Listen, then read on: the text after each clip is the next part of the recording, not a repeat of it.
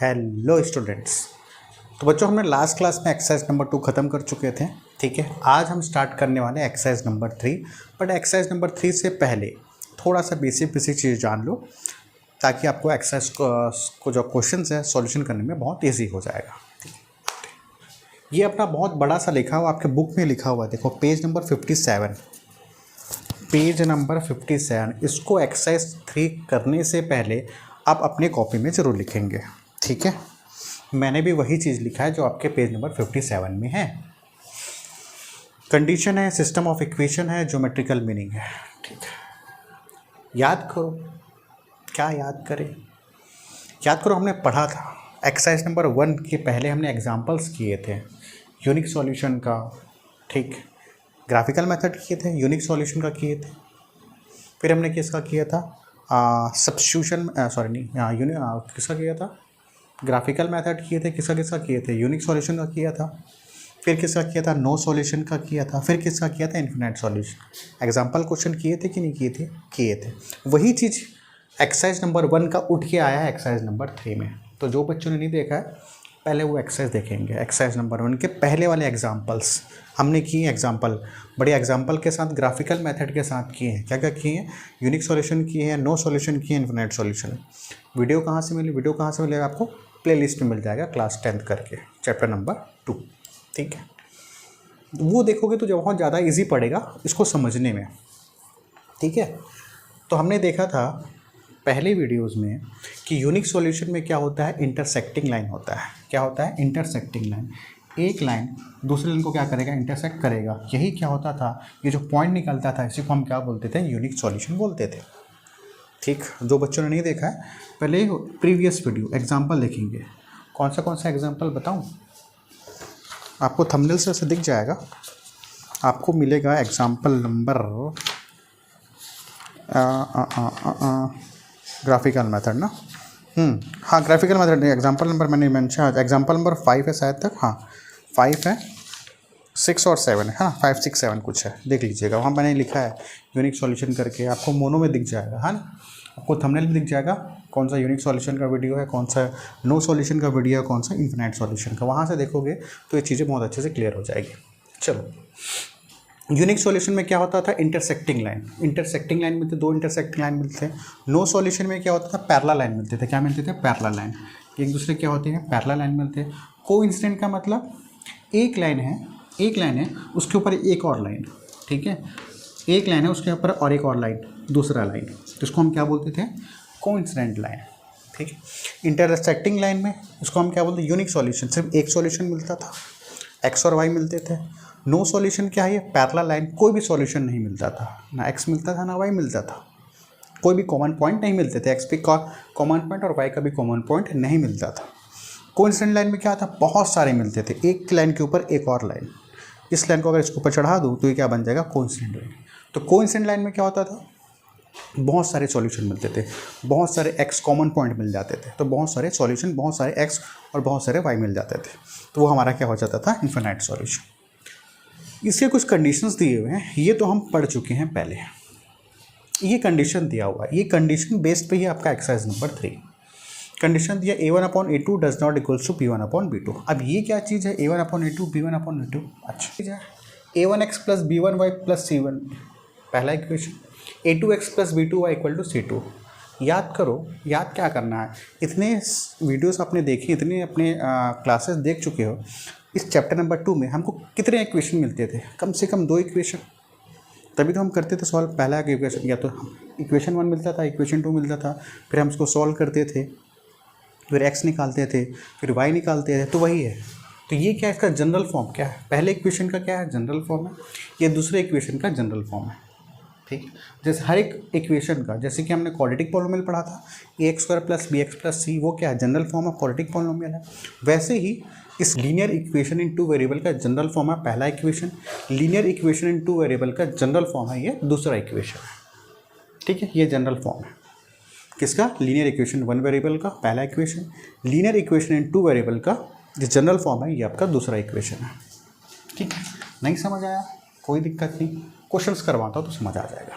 ठीक है, इसको लिख लो अच्छे से। अच्छा होगा क्या, A1/A2 equals to does not equals B1/B2। Unique solution क्या लाएगा, उसको हम क्या बोलेंगे, इंटरसेक्टिंग लाइन। ये बस नया है हमारे लिए, ये तो पुराना हो चुका है। A1/A2 equal to B1/B2 does not equals to C1/C2, आपको क्या बोलोगे, नो सॉल्यूशन बोलोगे। इसको आप क्या बोलोगे, पैरेलल लाइन बोलोगे। A1/A2 equals to B1/B2 C1/C2, इसको आप क्या बोलोगे, इन्फिनाइट सॉल्यूशन, या फिर क्या बोलोगे, मैनी सॉल्यूशन बोलो, उसको क्या बोलोगे, कोइंसिडेंट लाइन। यही से आया, देखो A1 है, B1 है, देखो A1 A2 यही से आया, A1 A2 B1 B2 C1 C2 सब यहीं से आया हुआ, इस इक्वेशन से ही आया, पहला इक्वेशन से या दूसरा इक्वेशन, वो क्या आपका जनरल फॉर्म है। ठीक है, रब कर दूँ, चलो रब कर देते हैं, उसका हम सीधा एक्सरसाइज में आते हैं। यूनिक सॉल्यूशन, ठीक है, मैंने यहाँ पे लिख दिया यूनिक सॉल्यूशन का, नो सॉल्यूशन का, इन्फिनाइट सॉल्यूशन, करने में इजी पड़ेगा आप लोगों को। ठीक है, देखते देखते आप लोगों को याद भी हो जाएगा। क्या बोला है, show that the equation has, आपको शो करना है, ये जो इक्वेशन, दो इक्वेशन दिया हुआ है, क्या है बोलता है, यूनिक सॉल्यूशन है, प्रूफ करना है बोलता है।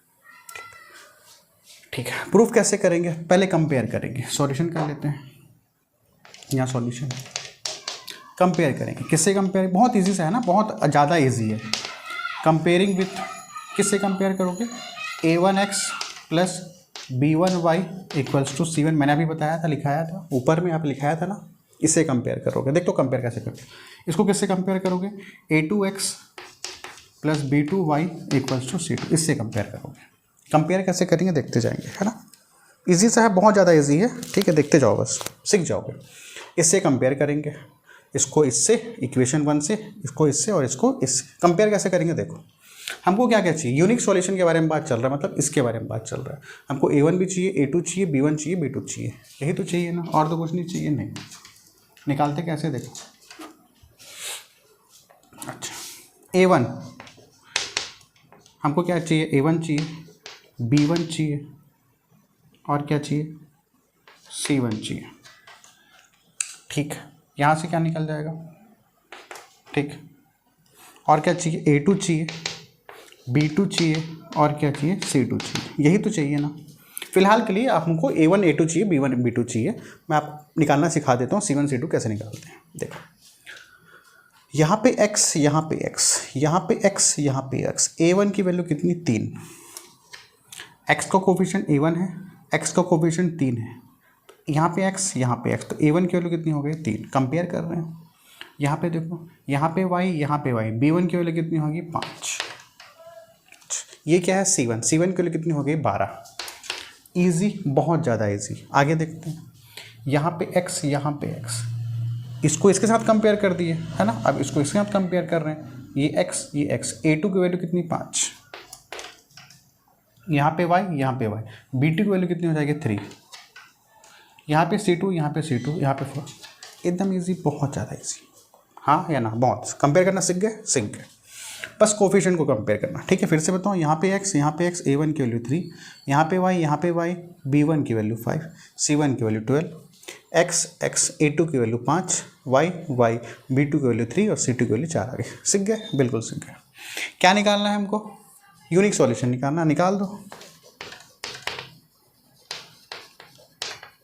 बहुत इजी है और बहुत ज़्यादा इंपॉर्टेंट है, ये जो एक्सरसाइज है ना, बहुत ज़्यादा इंपॉर्टेंट है। ठीक है, यूनिक सॉल्यूशन क्या है, क्या बोलता है, ये A1/A2 does not equals to B1/B2, ये लिख दो क्या, चलो ठीक है। A1 कितना है, इसको यहाँ लिख दे रहा हूँ, यहाँ लिख दे रहा हूँ, ठीक है, इसके नीचे लिखना है, इसके नीचे लिख लो। ठीक है, A1 कितना है, 3 है, ये 5, A1 कितना है, 3 है, A2 कितना है, 5, does not equal, does not, B1 कितना है, 5, B2 कितना है, 3। ठीक है, सिर्फ यहाँ पे मैंने क्या किया, इस यहाँ को वैल्यू उठाया, पटक के रख दिया, बस। क्या दोनों इक्वल है, क्या नहीं, डज नॉट इक्वल है, बिल्कुल ही सही है, प्रूव्ड हो गया। बस इतना ही तो करना है बच्चों, ये क्या हो गया, प्रूव्ड हो गया, प्रूव्ड, सही है लिखा है, शो करने पूरा था, शो कर दिया। ईजी है, बहुत ज़्यादा ईजी है, हाँ या ना। ठीक है, आगे बढ़े, चलो नेक्स्ट क्वेश्चन कराता हूँ, बहुत ईजी से क्वेश्चन है। दूसरा क्वेश्चन देखो, ये भी बहुत इजी है। शो करना है, show that system of equation है इनफिनाइट सॉल्यूशन। इनफिनाइट सॉल्यूशन मतलब वो वाला, कंपेयर कर लोगे तो कंपेयर कर लो, एक आध तो क्वेश्चन कंपेयर करना सिखा देता हूँ, फिर आप लोग इजीली कंपेयर कर लो। किसे कंपेयर करोगे, A1x plus B1y equals to C1। इसको कैसे कंपेयर करोगे, A2x plus B2y equals to C2। A1 की वैल्यू कितनी आ जाएगी, यहाँ पे x यहाँ पे x, A1 की वैल्यू 2,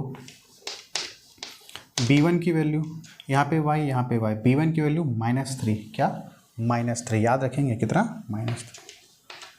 C1 की वैल्यू यहाँ पे C1 यहाँ पे C1 5, ठीक है, ए पे निकाल लेते हैं। A2 की वैल्यू कितनी आ जाएगी, यहाँ पे x यहाँ पे x, A2 की वैल्यू 6, B2 की वैल्यू यहाँ पे y यहाँ पे y, तो B2 की वैल्यू कितनी है -9, गलती नहीं करेंगे, -9। C2 की वैल्यू कितनी आ जाएगी 15, C2 की वैल्यू कितनी आ गई बच्चों 15 आ गई। क्या लगाना है, क्या है ये, इन्फिनाइट सॉल्यूशन, ये है infinite solution. A1 upon A2, ये तो बोला ना इन्फिनाइट सॉल्यूशन, तो इन्फिनाइट सॉल्यूशन लगा रहे हैं, ठीक है। A1 कितना है 2, A2 कितना है 6, B1 कितना है -3, B2 कितना है -9, C1 कितना है 5, C2 कितना है 15। काटा पीटी करो, 2 1 जा 2, 2 3 जा 6 equals to minus minus cancel, 3 1 जा 3, 3 3 जा 9, 1/3, 5 1 जा 5, 5 3 जा 15, बिल्कुल सही हो गया, प्रूफ्ड है। इजी, बहुत ज़्यादा इजी है कि नहीं, बहुत ज़्यादा इजी है। क्वेश्चन नंबर 3 देखो क्या बोला, फाइंड द वैल्यू ऑफ के, सिस्टम कैसा बोलता है, नो सॉल्यूशन है। हमको क्या निकालना है, के निकालना है, और क्वेश्चन में क्या बोल दिया है, नो सॉल्यूशन है, ठीक है। फिर वही काम करेंगे। चलो अब मैं कंपेयरिंग करने की जरूरत है क्या, नहीं, मैं इसे डायरेक्ट लिख दूँ, क्या लिख दूँ क्या डायरेक्ट, A1 कितना आ जाएगा 8, B1 कितना आ जाएगा 5, C1 कितना आ जाएगा 9, हाँ या ना, कंपेयर नहीं करूँ मैं, डायरेक्ट लिख रहा हूँ, ठीक है ना, कोई दिक्कत तो नहीं है। अच्छा A2 कितना, अच्छा चलो कंपेयर कर ही देता हूँ, नहीं तो गड़बड़ हो जाएगा। चलो कंपेयर कर देता हूँ। कंपेयरिंग किसे कंपेयर करना है, A1x plus B1y equals to C1। इसको किसके साथ कंपेयर करोगे, A2x plus B2y equals to C2। चलो A1 की वैल्यू कितनी आएगी, यहाँ पे x यहाँ पे x, A1 की वैल्यू 8, B1 की वैल्यू यहाँ पे y यहाँ पे y, B1 की वैल्यू 5, C1 की वैल्यू 9। A2 की वैल्यू कितनी आ जाएगी, ध्यान से, यहाँ पे x यहाँ पे x, तो A2 की वैल्यू क्या हो जाएगी, k आएगी, ध्यान से, है ना। यहाँ पे y, सॉरी, B2 की वैल्यू यहाँ पे y यहाँ पे y, तो B2 की वैल्यू कितनी हो जाएगी 10, और C2 की वैल्यू कितनी हो जाएगी 15, हो जाएगी 15, बिल्कुल हो जाएगा 15। क्या लगाना है, नो सॉल्यूशन लगाना है, ये है भैया no solution. A1 upon A2 equals to B1 upon P2 equals to C1 upon C2, ठीक है, ठीक है। A1 कितना है 8, 8 बटे A1 8, A2 कितना है K, B1 कितना है 5, B2 कितना है 10, C1 कितना है 9, और C2 कितना है 15। नो क्या लगाना है, नो सॉल्यूशन लगाना है। नो सॉल्यूशन में क्या है, डज नॉट इक्वल है, क्या है यहाँ पे, डज नॉट इक्वल, तो ये भी क्या है, डज नॉट इक्वल, ठीक है ना, नो सॉल्यूशन का यही तो है, ठीक है, ठीक है यहाँ तक। अच्छा हमको क्या निकालना है, के, क्या निकालना है, के, डज नॉट इक्वल से मतलब चलेगा क्या, कोई मतलब नहीं, हमको तो के निकालना है, के निकाल लो तो क्या हो जाएगा, इन दोनों को ले लो, इन दोनों को, इसकी ज़रूरत पड़ेगी क्या, नहीं, इसकी ज़रूरत पड़ेगी क्या, नहीं, बस इन दो को ले लो, के बस तो निकालना है, 8 अपॉन के इक्वल टू 5 अपॉन 10, ये से मल्टीप्लाई, ये से मल्टीप्लाई, तो ये से मल्टीप्लाई क्या हो जाएगा, ये 8 × 10 हो जाएगा, के इंटू क्या हो जाएगा 5 हो जाएगा, ये इधर आएगा तो क्या होगा divide, 8 upon 10 upon 5 equal to A, तो के की वैल्यू क्या आ जाएगी, ये आ गया 8 × 10 अपॉन 5, 5 1 जा 5, 5 2 जा 10, तो के की वैल्यू कितनी आ जाएगी, 8 2 जा कितना 16। ईजी है, बहुत ज़्यादा ईजी है, ठीक है। तो के की वैल्यू कितनी आ जाएगी 16।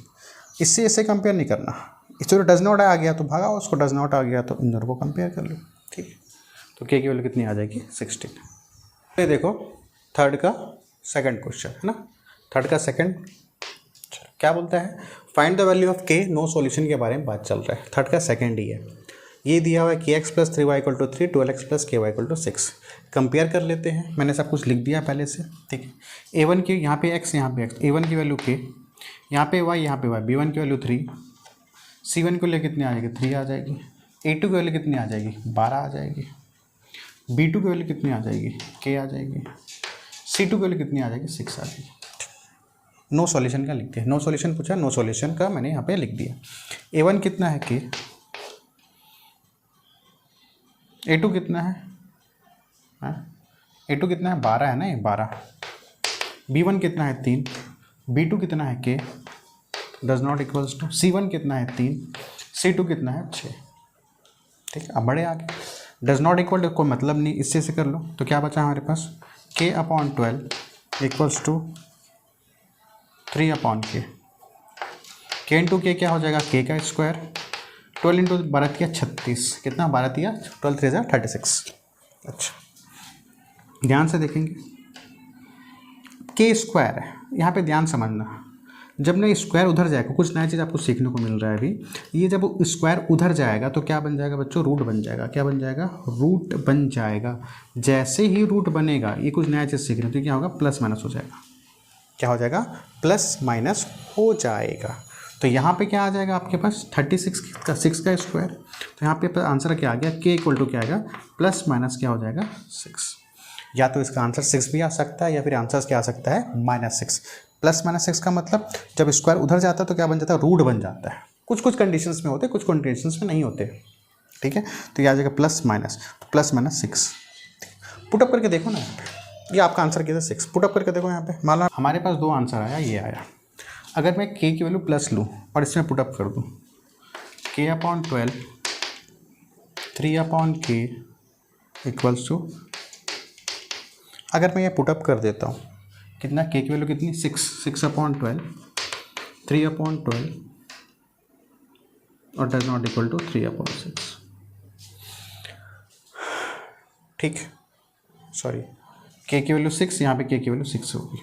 अगर मैं यहाँ पे पुटअप कर देता हूँ, ठीक है, अगर मैं यहाँ पे पुटअप कर दूँ तो ये क्या हो जाएगा, 2 3 से 6 2 6 तो क्या हो जाएगा 3/6, 3/6 डज नॉट इक्वल टू 3/6। क्या ये सही है, गलत है, बहुत ज़्यादा गलत है, हाँ या ना, बिल्कुल गलत है। 3/6 इक्वल है, लेकिन यहाँ पे डज नॉट इक्वल टू 6। तो क्या K की वैल्यू +6 ले सकते हो आप, नहीं, K की वैल्यू +6 नहीं ले सकते हो आप। -6 लेके देखो,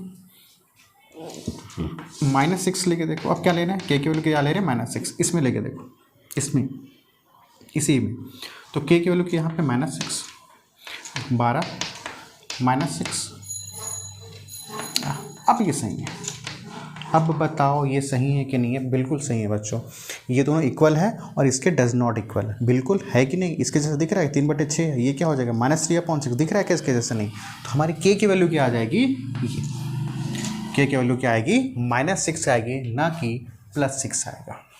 इसलिए हमने यहाँ पे लिया था, जब स्क्वायर उधर जाता है तो क्या बन जाता है, रूट बन जाता है, +6 हो जाता है, तो हमारे पास दो वैल्यू मिल जाती है। ये स्क्वायर रूट क्या हो जाएगा, कैंसिल हो जाता है, तो K की वैल्यू +6 और -6। जब मैंने इसे पुटअप करके देखा, किस में, मैंने जब इसमें पुटअप करके देखा, तो जब मैंने +6 यहाँ भी पुटअप किया, यहाँ भी पुटअप कर दिया K की वैल्यू, तो सेटिस्फाई नहीं कर पाया। सही है क्या, ये बिल्कुल गलत है। 3/6 डज नॉट इक्वल टू 3, गलत है। तो फिर जैसे मैंने -6 पुटअप किया, क्या पुटअप किया -6, किसमें, इसी में ही -6 पुटअप कर दिया, तो ये पता हमारा ही सही है, ये दोनों सही है और इसका डज नॉट इक्वल। कहने के मतलब आंसर हमारा क्या आ जाएगा, -6 आएगा। ठीक है, तो इसलिए आपके बुक के पीछे आंसर दिया हुआ है K की वैल्यू -6 दिया हुआ है, ये आपका आंसर, फाइनल आंसर। तो आपको थोड़ा चेक करके देखना पड़ेगा। ठीक, बड़े आगे चलो थर्ड का थर्ड देखो, क्या दिया हुआ है, KX - 5 इक्वल टू 6 + 2 = 3। A1 निकाल लो जल्दी से, A1 कितना हो जाएगा K, B1 हो जाएगा -5, ठीक है ना, यहाँ पे y, यहाँ पे y, यहाँ पे y, तो B1 की वैल्यू -5। C1 कितना हो जाएगा 2 हो जाएगा, यहाँ पे x, यहाँ पे x, A2 की वैल्यू कितनी हो जाएगा 6 हो जाएगी, यहाँ पे y, यहाँ पे B2 की वैल्यू 2 हो जाएगी, C2 की वैल्यू कितनी जाएगी 7। पुटअप कर दो इसमें, K/6, B1 -5, B2 कितना है 2, C1 कितना है 2 है, अरे सर डज नॉट इक्वल आ गया, कोई मतलब है क्या, ऐसे नहीं है। तो K/6 equals to -5/2, cross multiply, इसको उधर लेके चले जाओ, तो -5 × 6/2, K तो निकालना है ना, निकाल लो K। ठीक, 2 1 × 2 2 3 × 6, तो K की वैल्यू कितनी आ गई, -15। अब यहाँ दिक्कत के बारे में नहीं है, क्योंकि यहाँ पे स्क्वायर तो आया नहीं है, तो आपको चेक करने की ज़रूरत नहीं है प्लस है कि माइनस है। जब आपके पास स्क्वायर आता है तो वहाँ पे स्क्वायर रूट बनता है, तो प्लस माइनस होता है, तो यहाँ पे चेक करने की ज़रूरत नहीं है, सीधा आंसर कितना आएगा -15। यहाँ पे आपको चेक करने की ज़रूरत नहीं है। ठीक है, चलो यहाँ तक हो गया थर्ड का थर्ड।